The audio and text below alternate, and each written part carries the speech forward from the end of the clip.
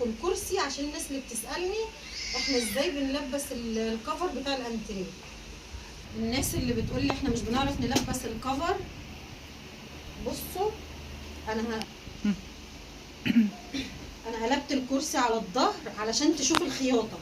عندك الخياطه هتلاقي بوزه زي دي وبوزه زي دي، بتمسكيها من الناحيه القصيره دي اللي بتبقى ورا، واللي قدام دي بتاعت الكرسي من قدام بالقعده، من هنا ومن هنا.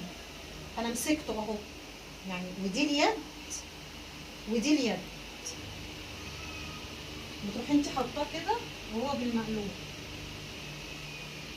وبتلبسيه.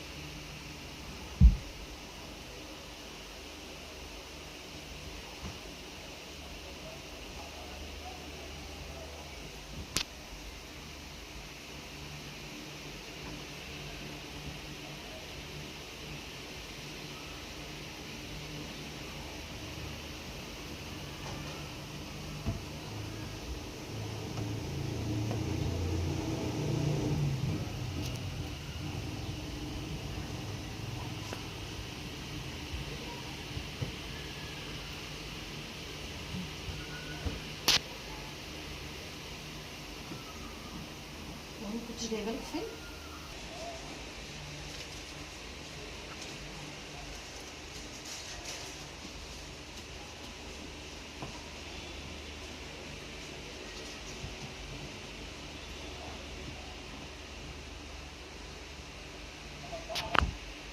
تمام كده. والسلام عليكم ورحمه الله وبركاته.